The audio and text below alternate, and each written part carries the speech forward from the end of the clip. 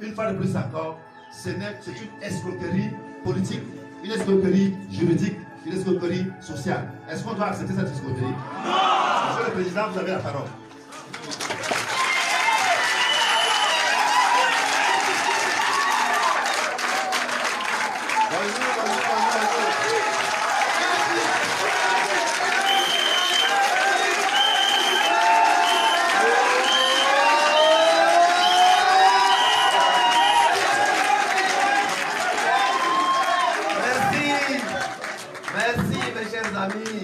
Merci abondamment.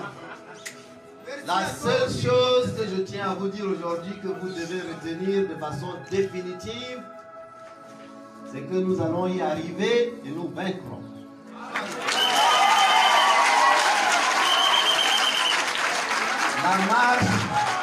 La marche de l'histoire est inarrêtable. La marche du peuple est inarrêtable. Et la voix du peuple, c'est la voix suprême. Et la voix du peuple, c'est la voix de Dieu, nous dirait quelqu'un. Merci. Merci à toi, cher Mustapha. Je vous avais dit, Mustapha, il parle peu, mais il parle... Il parle peu, mais il parle... Merci beaucoup, Mustapha. Merci à toi, cher Sitak.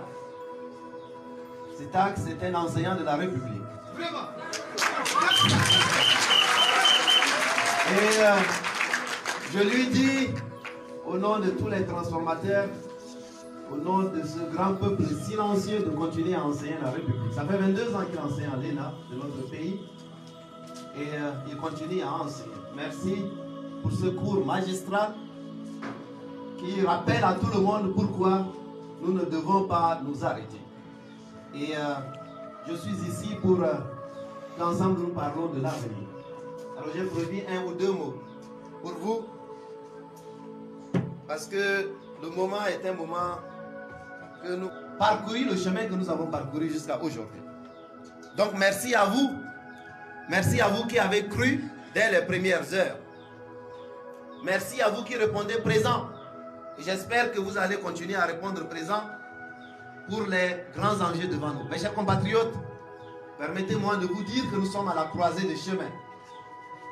Un chemin où il est minuit dans le cœur de nombreux Tchadiens.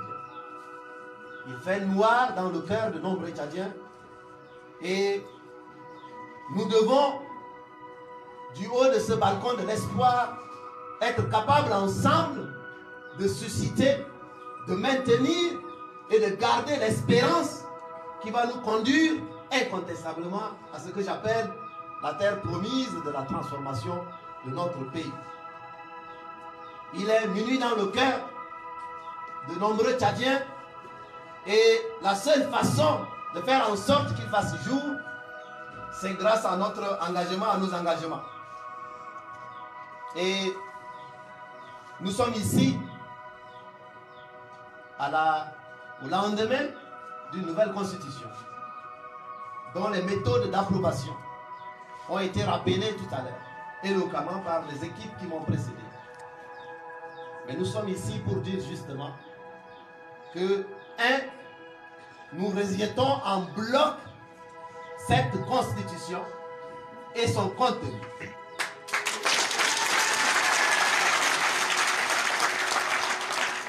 Parce que de ce balcon de l'espoir, avec l'espérance de la voix des millions de Tchadiens qui croient dans un autre chemin possible, nous sommes ici pour dire que nous n'allons jamais accepter une constitution qui établit ce qu'il convient d'appeler une sorte d'apartheid constitutionnel.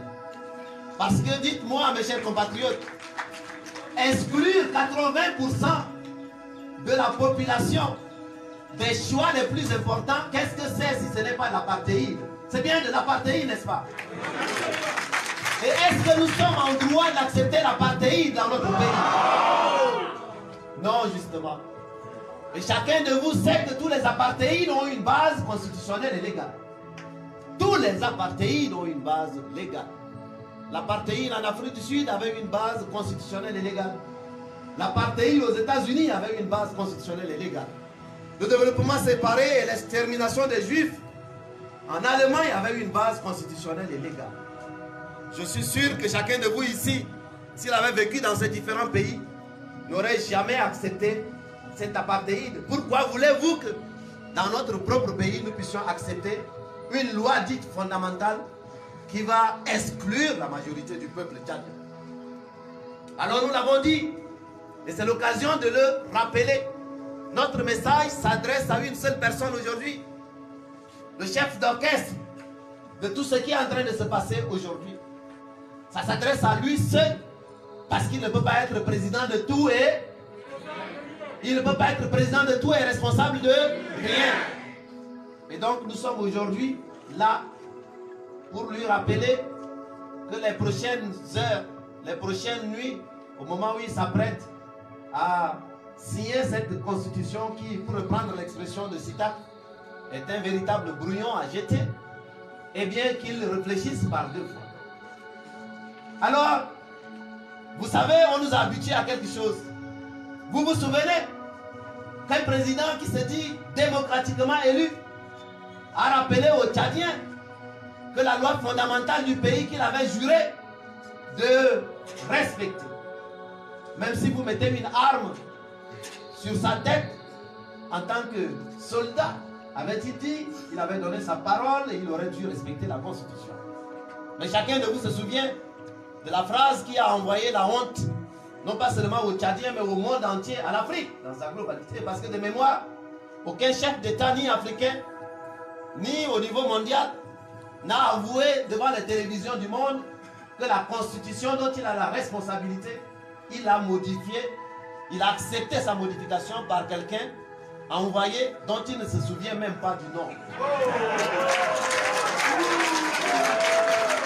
Drôle de soldat, drôle de général, élevé à la dignité. Je ne sais pas à quelle dignité finalement. Mais il ne s'est pas arrêté à cela. Pour 2018, il l'a encore reconnu devant les journalistes, encore une fois, du monde entier, que non, la constitution dont il a la responsabilité, qu'il a apposé sa signature sur cette constitution, mais sans savoir connaître le contenu. La loi fondamentale du pays, la Bible du pays, le Coran du pays, la Torah du pays, ça s'appelle la Constitution. Et un président de la République qui doit veiller au vivre ensemble, dit-il, à l'unité du peuple, dit-il. Un président pareil, si donc en fermant les yeux, une constitution avec des clauses qui excluent la majorité de son peuple, et il dit non, ces choses-là ne l'intéressent pas. La constitution de son pays ne l'intéresserait donc pas. Il fait ce qu'on appelle le conspiratisme. Nous sommes donc ici et aujourd'hui parce qu'il n'a pas encore signé la nouvelle constitution pour lui dire qu'il ne pourra plus jamais demain nous dire qu'il ne savait pas. Parce que là, maintenant, aujourd'hui, il le sait. Et donc, avant de signer cette constitution, nous sommes là au nom de ce peuple, au nom de la majorité de ce peuple, pour lui dire, nous n'en acceptons pas le contenu.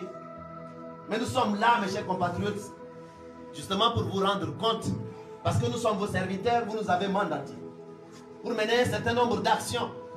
Et nous avons alerté tout le pays et tous les partenaires stratégiques de notre pays, à travers les différentes correspondances, à travers les pétitions populaires, à travers les appels vidéo, les alertes maximales, nous avons adressé au gouvernement, au président actuel du Tchad, à l'Assemblée nationale, trois exigences. Trois exigences qui sont celles de la majorité du peuple. Et ces trois exigences, nous sommes ici pour vous rendre compte qu'elles ne figurent pas dans la Constitution qui est en train de vouloir être approuvée et signée. Et donc, si ces trois exigences ne sont pas là, vous, peuple du Tchad, vous devez prendre votre responsabilité. Nous, peuple du Tchad, nous devons prendre notre responsabilité. Oui. Donc, nous n'allons pas agir seuls, nous les transformateurs. Nous avons besoin de tout le peuple, de toutes les forces vives, Mais nous devons assumer notre propre responsabilité. Et montrer la voie si nécessaire. Et montrer que nous répondons déjà présents. Mais nous avons besoin des autres. Oui, Ormol, je peux t'entendre là-bas. Nous sommes prêts, justement. Nous sommes prêts. Et donc, nous rappelons les 3 exigences à tout le monde. Au gouvernement du Tchad, au président actuel du Tchad, nous lui rappelons les 3 exigences. Mais aux partenaires stratégiques de notre pays aussi. Nous leur rappelons ces 3 exigences. Qui sont des exigences que nous avons recueillies auprès du peuple pendant 2 ans de concertation, de dialogue. Et c'est M. Déby, lui, le premier et le dernier responsable. Il ne peut pas se cacher derrière. Non, c'est les gens du forum qui ont demandé. Non, c'est l'Assemblée qui a demandé. Non, parce que, souvenez-vous du code pastoral. Le code pastoral a été voté à l'unanimité par l'Assemblée nationale. Mais il a refusé de promulguer le code pastoral. S'il veut de la sagesse, s'il veut que ce pays aille sur de nouvelles bases, plus sereines pour l'avenir, nous lui demandons de façon la plus solennelle de surseoir à signer cette constitution dans les conditions actuelles. Parce que cette constitution, qui ne permet ni l'alternance, qui ne permet ni la séparation des pouvoirs, qui ne permet ni l'inclusion, prépare le terrain au chaos. Et on est donc, mes chers compatriotes, et c'est ce que vous devez garder à cœur. Nous sommes en train d'assister à 2 Tchads qui sont en train d'être dessinés sous nos yeux. Et je voudrais vous dire, il y a un temps pour toutes choses. Il y a un temps pour la soumission. Il y a un temps pour toutes choses, mes chers compatriotes. Il y a un temps pour la soumission et l'esclavage. Il y a un temps pour la révolte au nom de la justice et de la dignité pour tous. Notre révolte, si cette constitution est approuvée, si les institutions qui sont prévues de cette nature, alors nous serions en droit de résister. Résister au nom même de cette même constitution. De résister et de passer à la désobéissance civile sur tout le territoire national. Et donc, nous voulons l'alerter de la façon la plus maximale. C'est un dernier avertissement que nous donnons parce que les temps sont graves et parce que nous croyons dans un Tchad uni dans la justice. Nous ne voulons pas accepter ces 2 Tchads qui sont en train de se dessiner devant nous. Mais vous devez vous en rendre compte. Il y a 2 Tchads qui sont en train de se dessiner devant nous. Le Tchad de ceux qui ont tous les droits et le Tchad de ceux qui ont tous les devoirs. Il y a 2 Tchads aujourd'hui. Le Tchad des oubliés de la 4e République et le Tchad des privilégiés de la 4e République.